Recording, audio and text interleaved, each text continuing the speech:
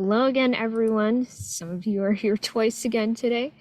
It's wonderful to have you. This is our usual scheduled Sunday talk within the Nine-Sided Circle. You may know that we had one this morning, which is our once monthly, every third Sunday that we do to accommodate the folks who can't usually be here at this time. And for those of you who are able to make it, yay, we're so happy to have you here.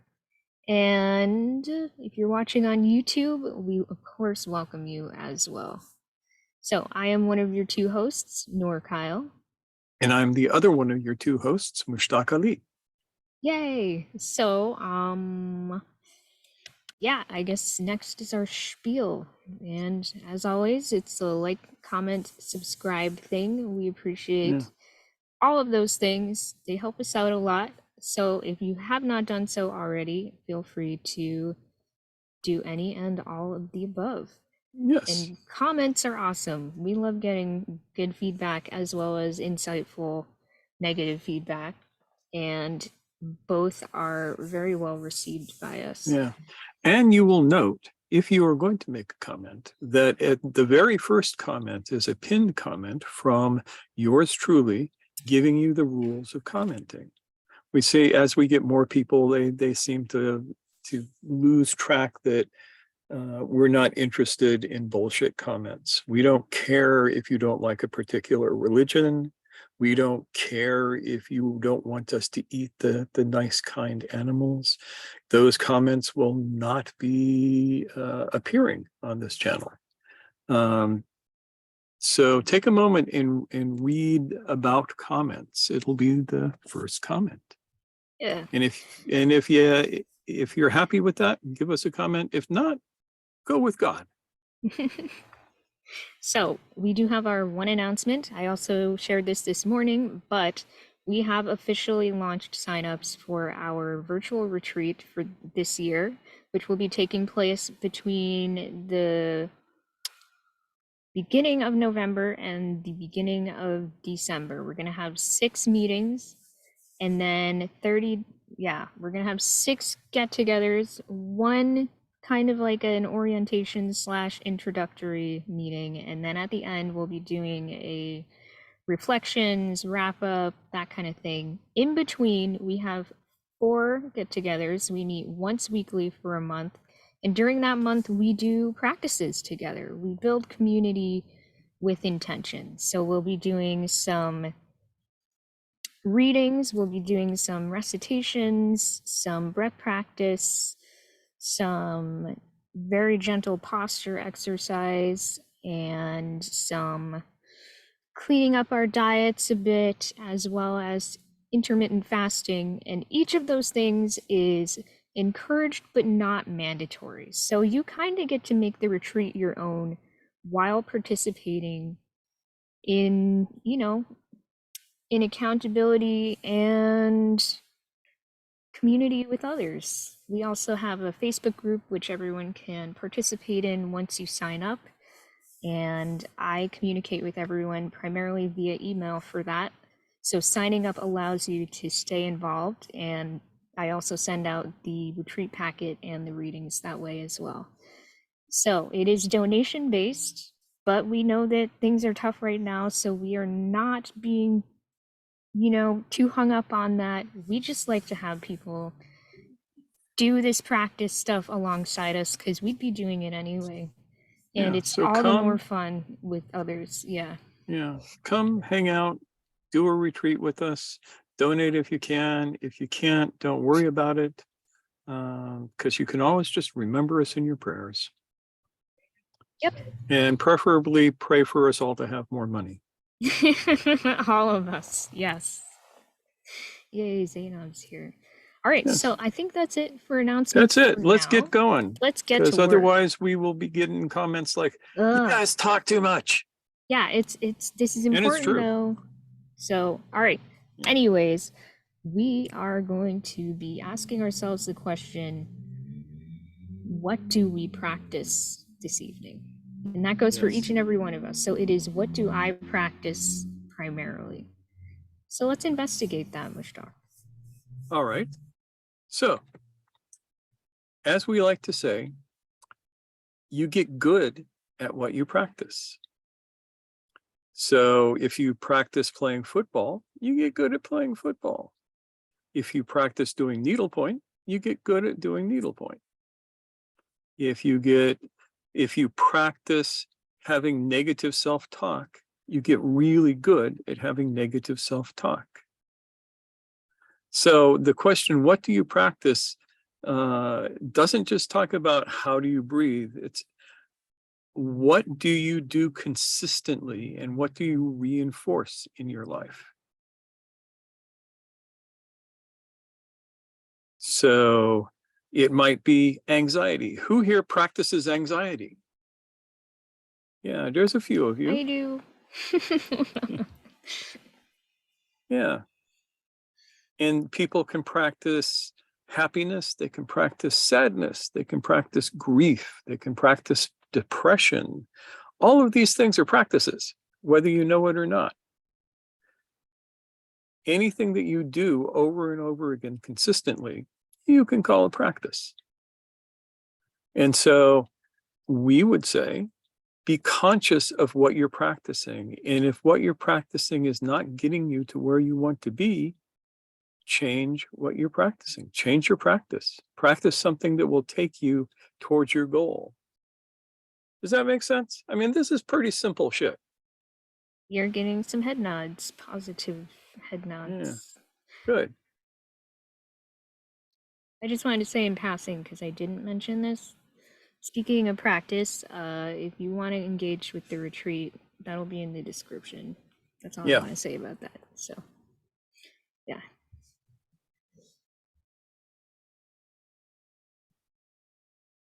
Link to that will be in the description. Yeah. How can we tell what it is that we practice? There is a practice that we recommend to people called self-observation. We've done several videos on it, and we will link to those videos at the end of this talk.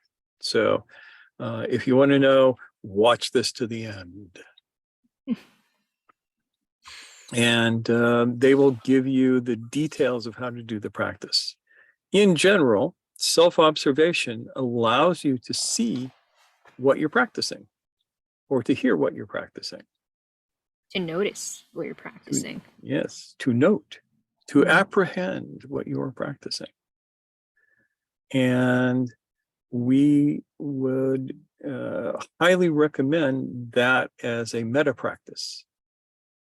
And it allows you to see what you're doing. So, because that's kind of the first step. Like you need to.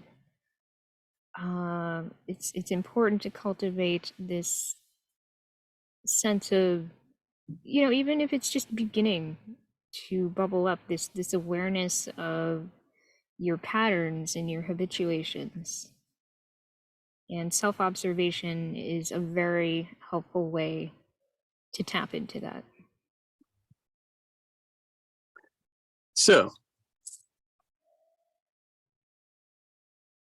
you discover you have a practice that you don't like.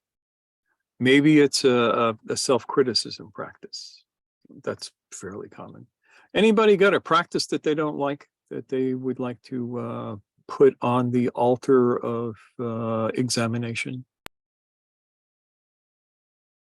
It can be something very once. small. Yeah. It can be very small, yes.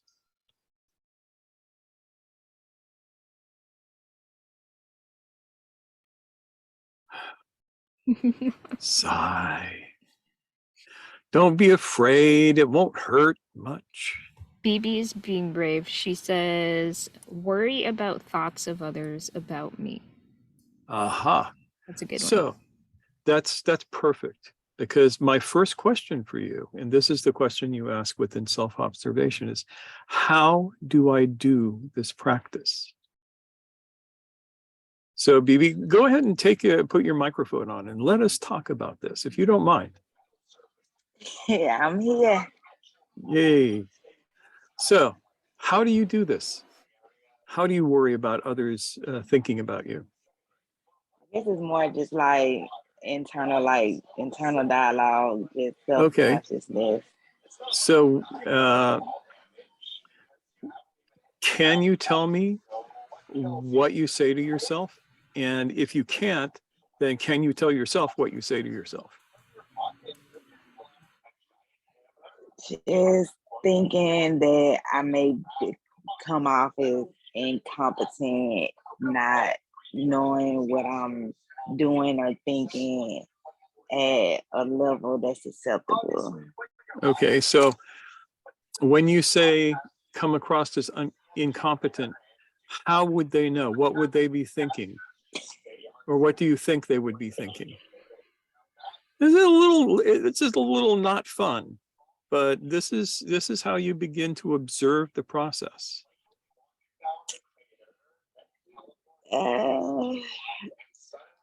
Combined thinking that they're comparing me to others that may be more keen on the topic.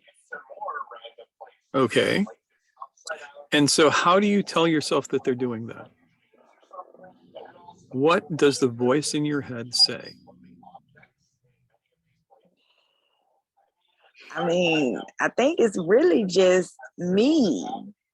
Well, and yeah, of not course it is. And you ain't doing nothing wrong. Realize that there is no blame on you at all for this. We all do this stuff, and Yeah. it hurts and it makes us feel bad, and it's Mhm. no fun. And we can stop doing it. The way to stop doing it is to understand the pattern by which we do it, which is why I'm asking you these specific questions. How do you do this? What do you say to yourself to convince yourself that that person over there thinks that you're incompetent? If it were me, it would be like, he's looking at me. He's not paying attention. He thinks that I'm incompetent. He thinks I don't know what I'm doing. That would be the kind of thing that I'd say to myself if I were doing that. But that may not be the same thing for you. We need to know what you... it's similar. It's like when I'm being looked at with, and then like there seems to be really listening to me, and it's like I have their full attention, and it's, I don't know, it's like I feel like, okay, are they waiting to hear that I don't know what I'm talking about? Like waiting for you to slip up or crumble or whatever. So here's a very important question, Bibi.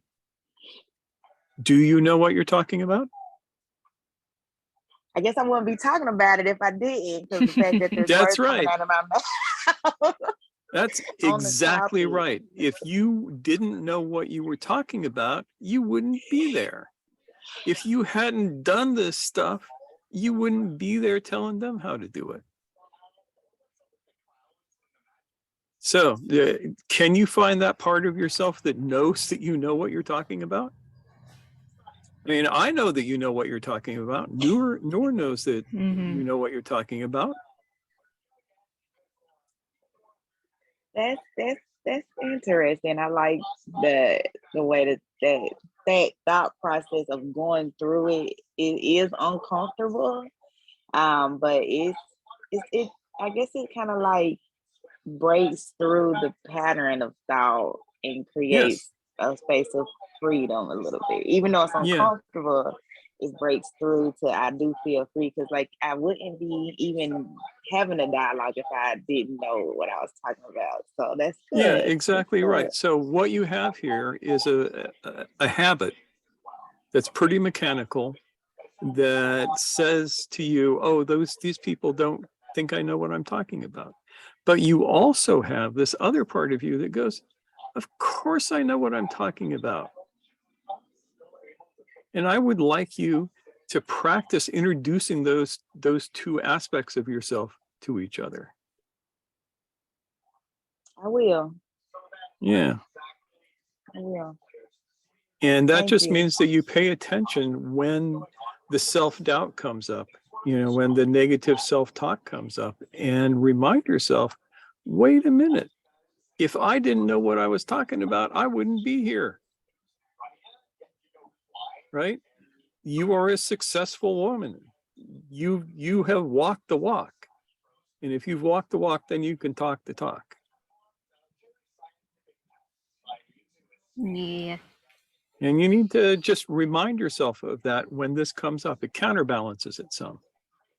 Mhm. And eventually, if you practice the part where you know that you're actually competent, that's going to be what you get. It's just a matter of shifting the thought pattern over a little bit. Yeah. And we can take what we discussed this morning, and I do recommend that people who have not had the opportunity go back and watch the talk that we did this morning, because as Jonathan mentioned, sometimes there are moments where we get this jolt where we feel like, oh, I'm receiving input that is jarring to me because it makes me think inwardly, like sort of self-critically, and we look for the seed of truth in it. But we have to be able to balance that with a sense of trust in ourselves that, yeah, there are going to be aspects of even what we're expert in that we don't know. And it's okay to own that even while owning our expertise. In fact, um, it creates an opportunity for people to trust us more when we're able to share what we know and what we don't know in a way that is confident and self-trusting. And of course, that takes practice. And it does require tuning into that part of ourselves that is able to feel that sense of self-trust and allow its voice to be heard, which I think is what Mushtak is talking about. Yeah.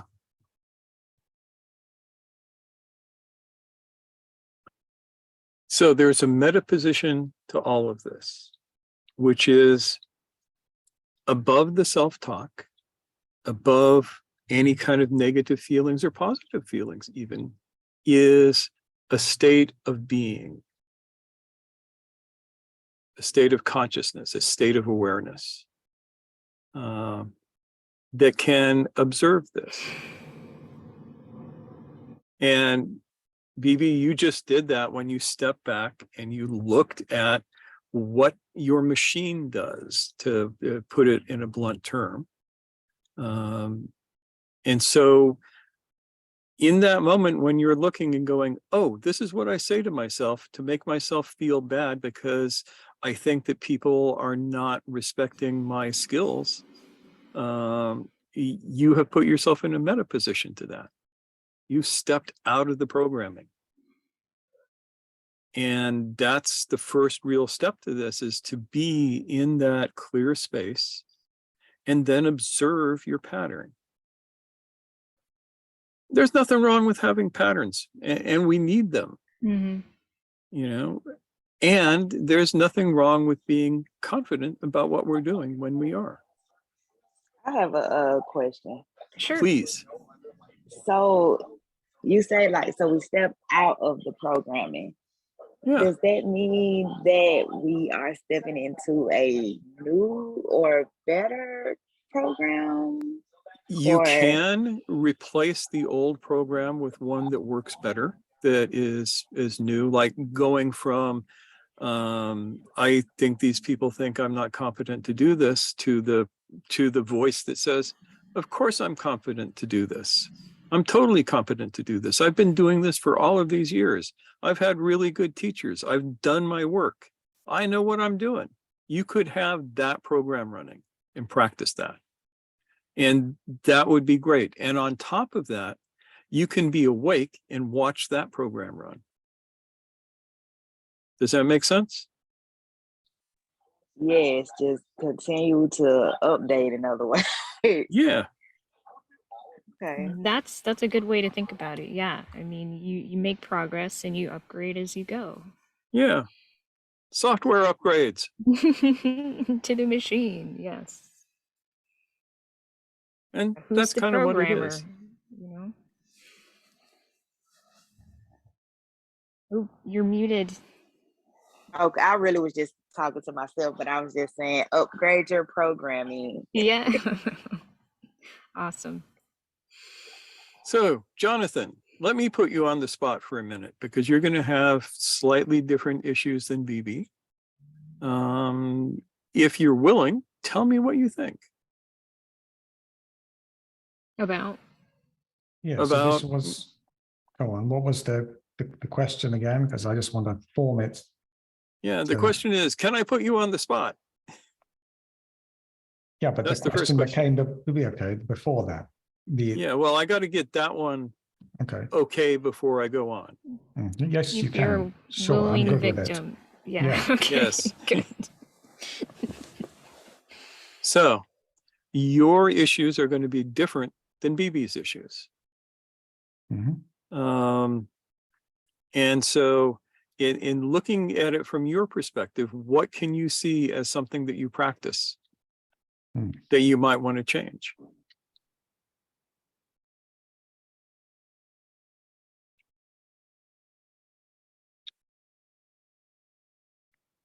That the feeling that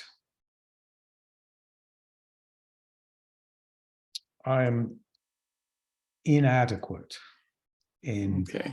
yeah, that I'm falling short of the acceptable level Of, of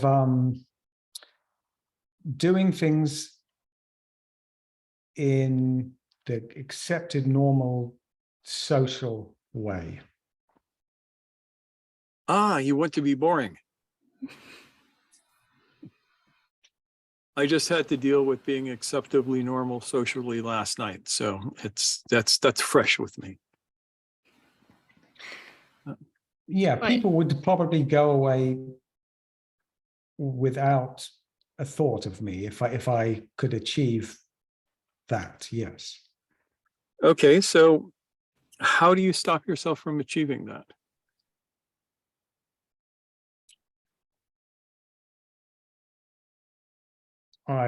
Something in me keeps reaffirming this doubt, Okay. that this What inadequacy. evidence do you have that this doubt is true? I have imaginary. It's all in my imagination. I imagine that people are thinking, oh, he's not enough there. He didn't speak enough. He didn't do enough. He falls short. Yeah. Okay, so you're saying this to yourself. Yeah, it's a lot like what Bethany. Yeah, Same. I'm getting the sense that it's actually closer to what she does than not. Slightly different subject matter. Can you notice when you do it?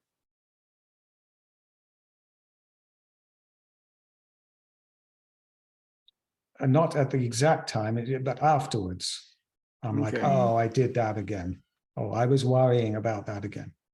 Okay, so this is where you use the material in the morning to catch yourself when it starts. So the morning's talk is going to be useful to you. That's the you know, when you're feeling that, even, you know, just as that discomfort might happen, you do that exhale. Yeah. Mm-hmm. So here's a question. Inside yourself, how do you know that that negative self-talk is true?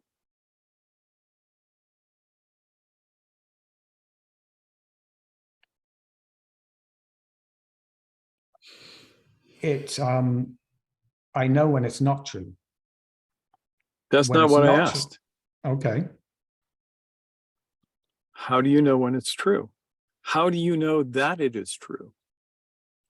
I don't. Okay, then why do you buy into it?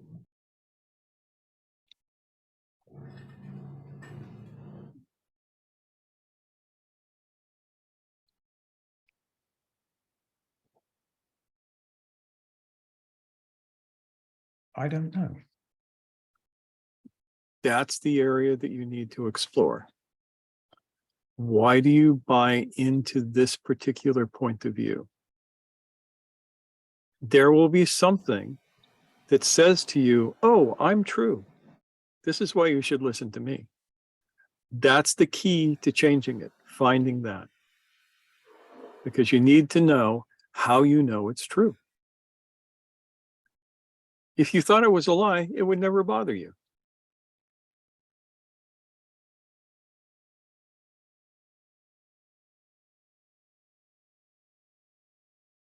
Mm.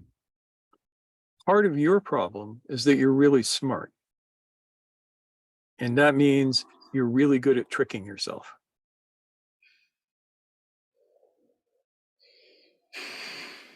So take some time to contemplate the idea of, why am I acting as if this representation has reality attached to it? And how do I know this? Is it a feeling in my body? Is it a particular voice that's different than other voices? Is it the way I envision it? What is it that I'm doing that tells me that this is true? Once you figure that out, then you can insert something that is better for you. We have to find what buttons are getting pushed. And this is where your self-observation comes in. Yeah, and that might take a minute to discover. Oh yeah, I'm expecting even a day. Yeah.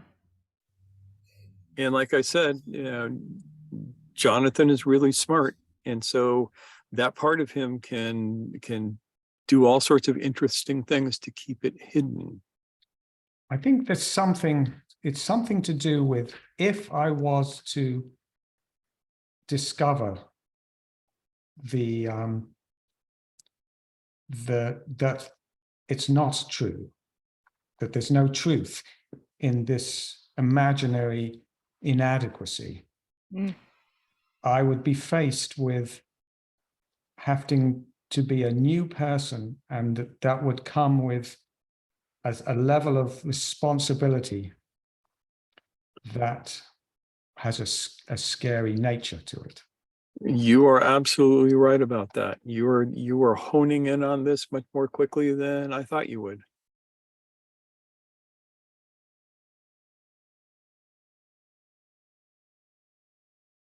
Could we even say, is it possible that if this turns out not to be true, you aren't the person that you've been pretending to be the whole time? The person that you really are is sitting there and you have been ignoring that?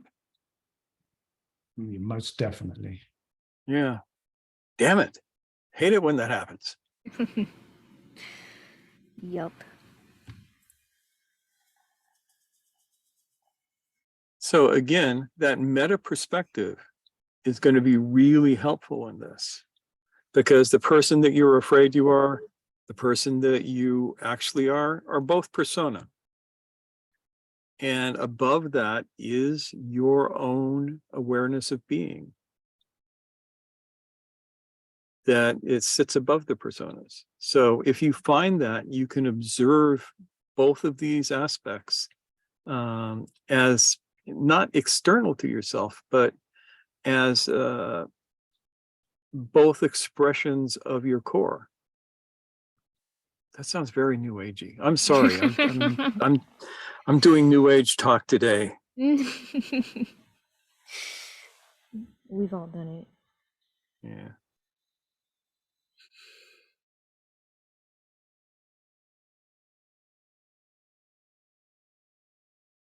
Does that seem like something that may be helpful, Jonathan?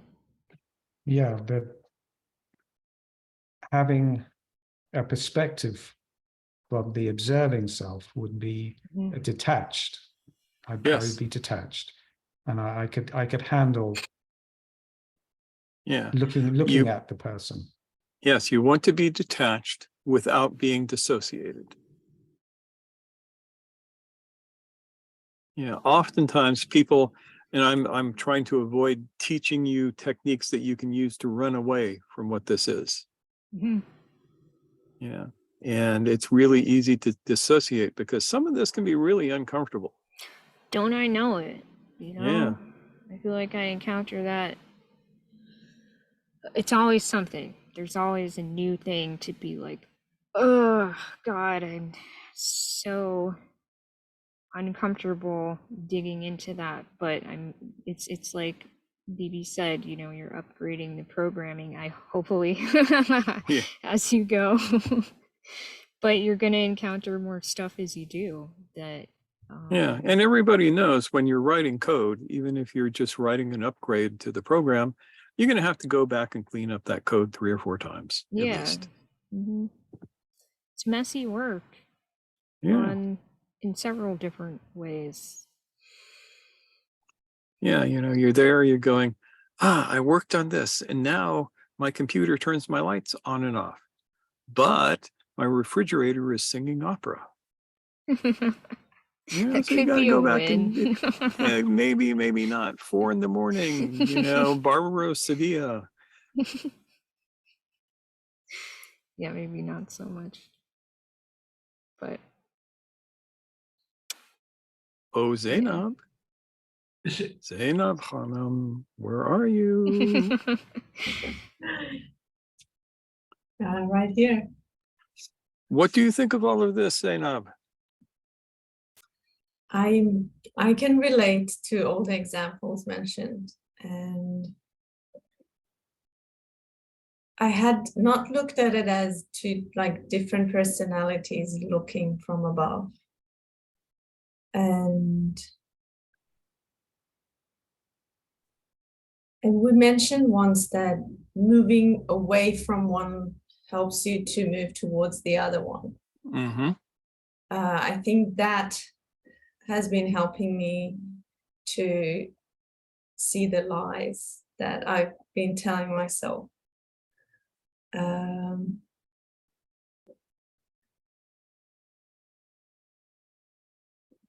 Yeah. Yeah. And it's important to remember, at one level, it's all lies, right? Yeah. Everything bad you say about yourself is a lie. Everything good you say about yourself is a lie, but it's a better lie. It's a more useful lie. It's a totally delightful lie sometimes. So if you, knowing that you have to fabricate your reality to a certain level, why not do it well? And at the same time, develop that the witness that sees and knows what you're doing and can direct those things. Because it's a witness that keeps your head on straight, ultimately. Yeah. Yeah. It's the witness that keeps you from believing your own press. Because, I mean, I think people like myself, we get scared that we say good things about ourselves and we're like, oh, is that going to make me a terrible, egotistical person who just thinks they're hot shit and really they're just miserable to be around? But it's the witness that takes what, you know, those voices and makes a symphony out of them in a way that works best for you and the people around you. Yeah. And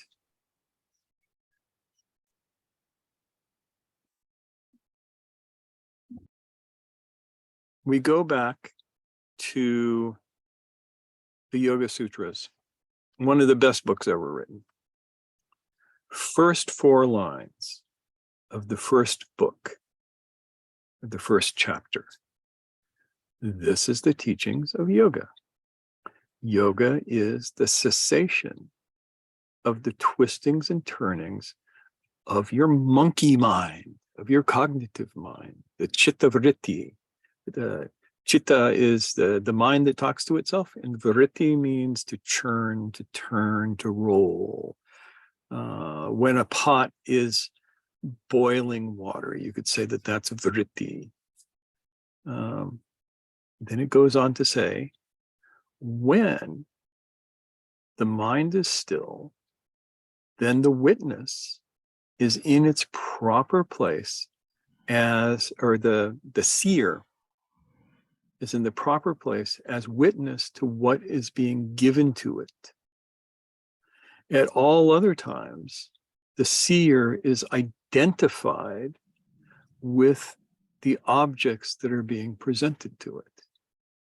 Those objects are like the programs that you have about yourself.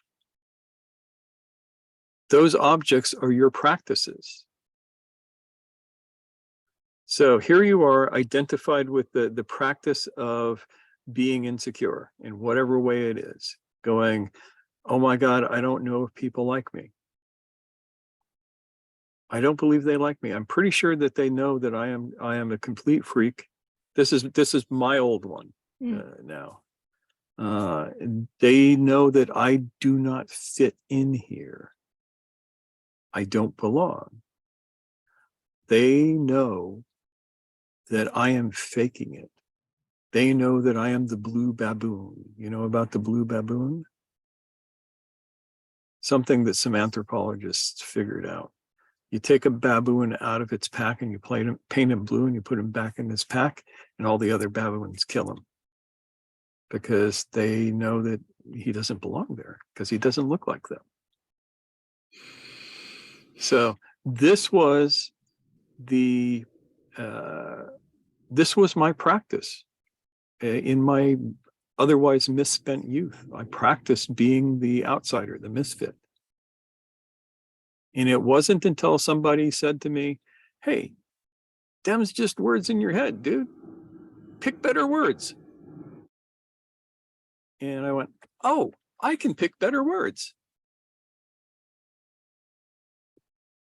And it took me a little while, and I didn't have the tools that I have today. And so I had to do some of the picking better words by sheer force of effort. We'll make sure that you guys don't have to do the sheer force of effort part, because that's the hard way. We like it easier. But in doing that, I tell myself better lies now. I have better objects of consciousness, and I know that I am not that. The ways that I tell myself that I'm being in the world are the illusion that I create to interface with the rest of the craziness out there. Last night at the party that we attended, I just created an illusion of being a particular kind of person. But through the whole thing, the witness was just sitting there watching, knowing that none of that's real. I don't have to identify any of it. So when somebody gave me a really weird card in playing Cards Against Humanity, I can take it personal. Does that make sense? Or am I just blathering on? I could be just blathering on. I'm of that age where I blather. You're entitled to a blather, but Why, I thank think you. you're doing good. Yep. So take a look at what you practice daily.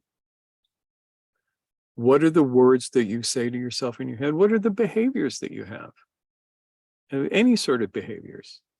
Like Noor and I are creating a new behavior right now to counteract behaviors that we developed over the last 2 years. Over the last 2 years, we were hiding from COVID. And that meant that we were kind of huddled in place. Like for 2 years straight. Yeah. Yeah. And now we are creating a whole new reality where we're out in the world every day. Mm-hmm. And it's a fairly easy shift because we know what we're doing. And we have good motivation for doing it, you know. Yeah. Chosen. I want to stab people with my swords. Yeah, he wants to stab people with swords. As I mentioned, I tend to identify with anxiety quite strongly, so this is one of the techniques I'm using to counter that. And when I say stab people with swords, I don't mean literally. I mean, I take it for granted, but yeah, he does fencing. Yeah, I mean fun. fencing. Yeah, and that means that, especially at my age, I have to be in really good shape because everybody is younger and faster than me, so I have to be sneakier. And we both have health issues, so this is one way that we can look out for each other as a team. Yes. Makes it easier to do things as And a so team we when can't. use the techniques that we're talking about today to create a different practice for ourselves that now will work better than the practice of hiding from COVID. For 2 years, we created a practice of hiding from COVID, and COVID didn't catch us. It looked for us all over the place. It was walking up and down the street. It was calling our names, and we're like back here going, no, you Throwing can't rocks see at us. her house. Yeah. Yeah. But now we're doing something else.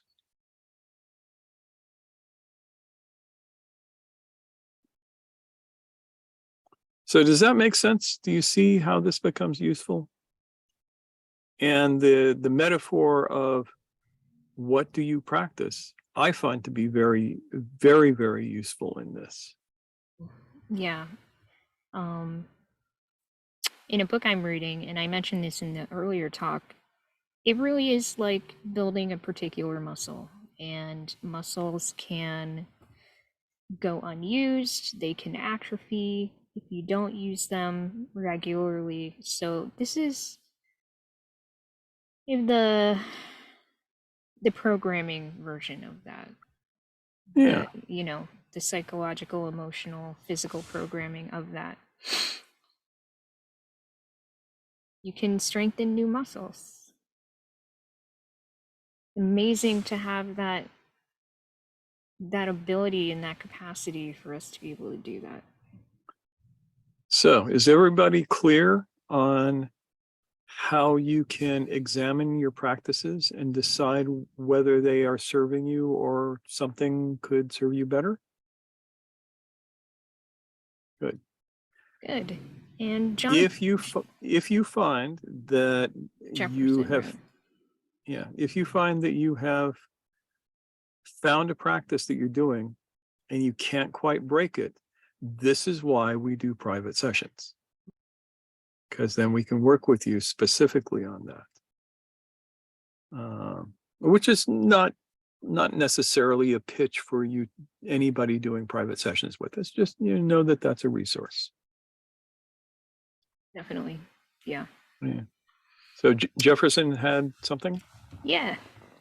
Yeah, I appreciate all that's been shared and said, and it's interesting because I'm curious about imagination, because it seems like the practices or the self-observation, it's more about like presence, being with what's there, asking how is that, looking at the mechanics of it, to making the noun, denominalization or things like that. Yes. And it's fascinating to me that there's nothing being said about imagination or something that could set up a pull mechanism. I mean, one of the things I do is I break practices. Like I start on something, I get going, and you've given me great questions to start to ask, next time it happens. Okay, how did I do that? How did I break my routine? But I was just also curious about like setting up I guess that's why I think of it as a pull mechanism for momentum for a practice. And maybe that's a different slice. Yeah, that's a slightly different talk. I mean, if we were going for 2 or 3 hours, we would definitely be getting into that. I'm going to take a note though. Take a note though, because that might be our next talk. Yeah. Because that's kind of important. There are particular ways that you can strengthen your ability to do a new practice and to weaken your ability to do an old practice. And it's nice to be able to do both. And imagination is involved because you are creating a pattern in your mind for what you want to do. And then you're bringing that into present time. So visualization or some version of that. Yeah, I like to think of a full sensory press, visualization, the auditory, bringing all the senses in as much as possible. Be the most cohesive, coherent Yeah. to bring all the And senses it's into going it. to be different for different people how you do that. Some people will respond to certain sensory stimuli more strongly than others. And it's good to figure that out and then do the imaginations in such a way that you feed that rather than go against it. Yeah. And again, this is why you might want to have a private session. When you get to the point of, oh, I need to work on this. And then you do.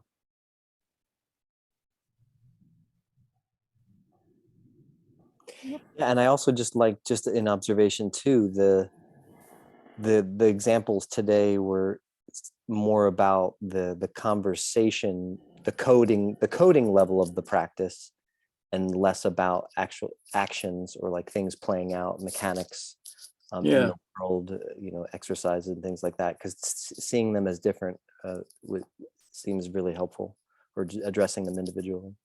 Yeah, I find it so for sure. I like to work at the level of the code.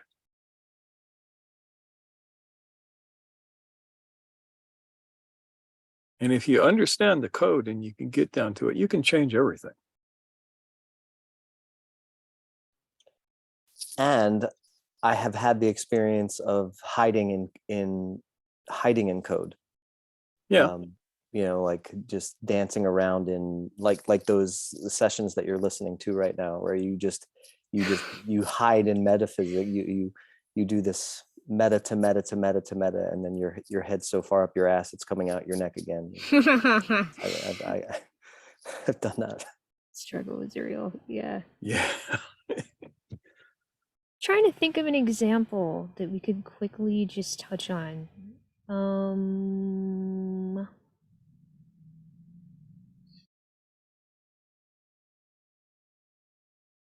I mean, I can think of things I wouldn't want to talk about publicly, unfortunately, so I can't share that, but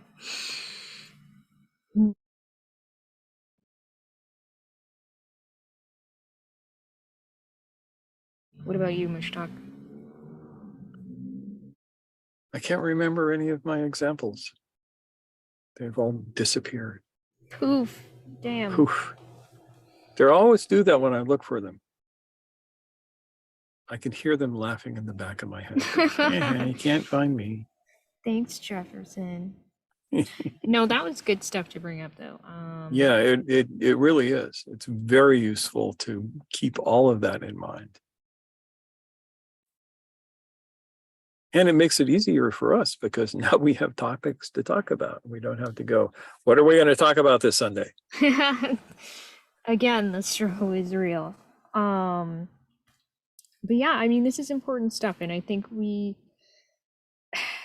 within the constraints of these conversations, I'm glad that we are able to bring even the beginning of a deeper conversation forward and then have the sparks arise to draw us into further discussions as well.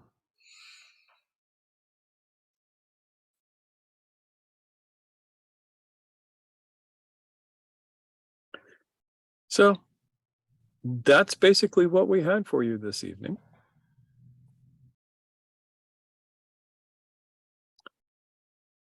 So I'm going to shift over to Brady Bunch mode. Voila, here we are. Alka, you have been so quiet today. I'm practicing that.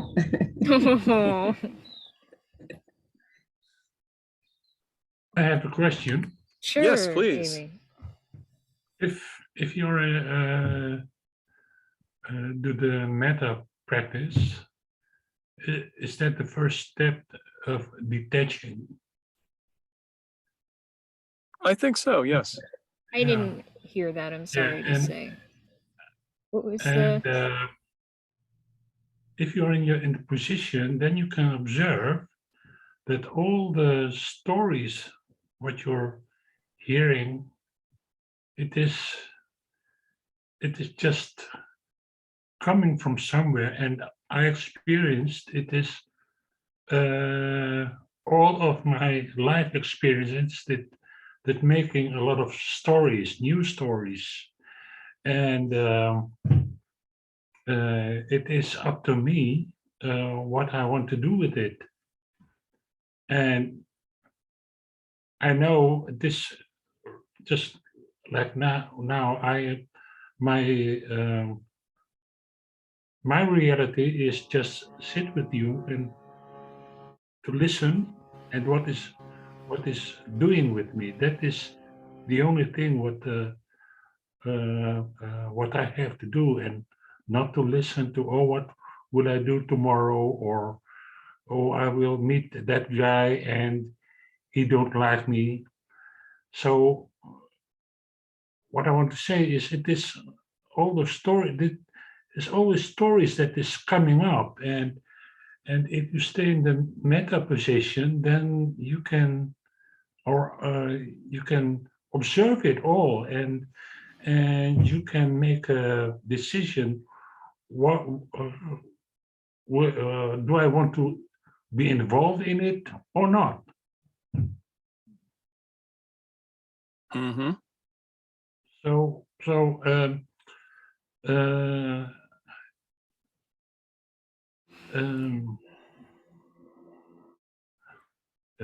what I sense also, if I start thinking, my breath is stopping.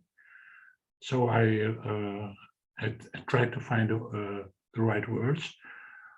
But in that stopping, I see there's a lot of force that's coming out from my body. It wants to come out. And it is, what I want to say is,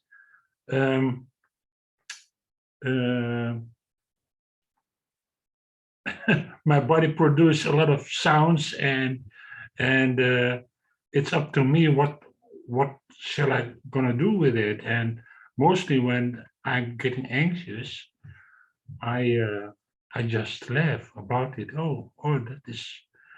I want to. I want to trick myself. To bring me in a kind of position what I don't want.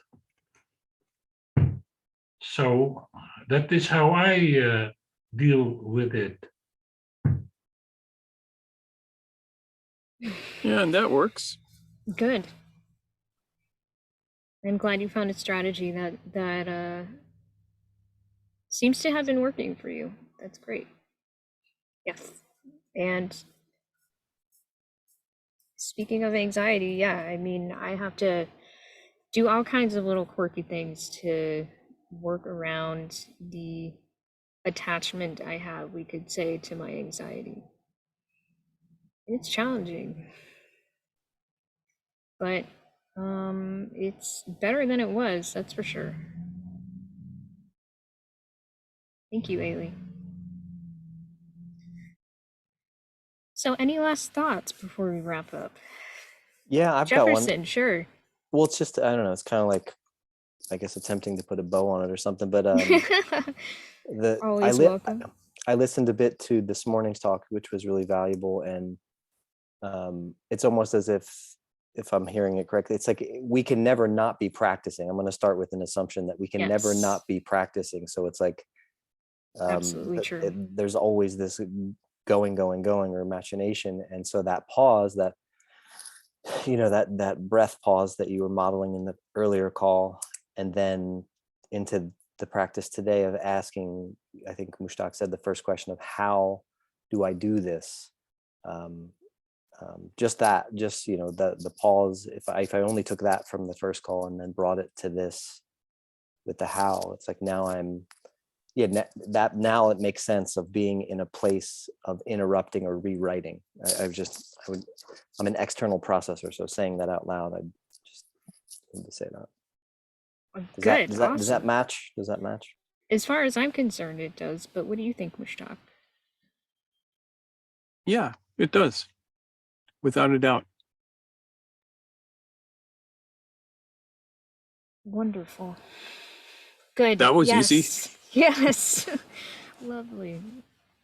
Good. Yeah, because these two talks, they I realized as we were doing the talk this morning just how interrelated these two were going to be. Yeah, so. they kind of build on each other. Mm-hmm.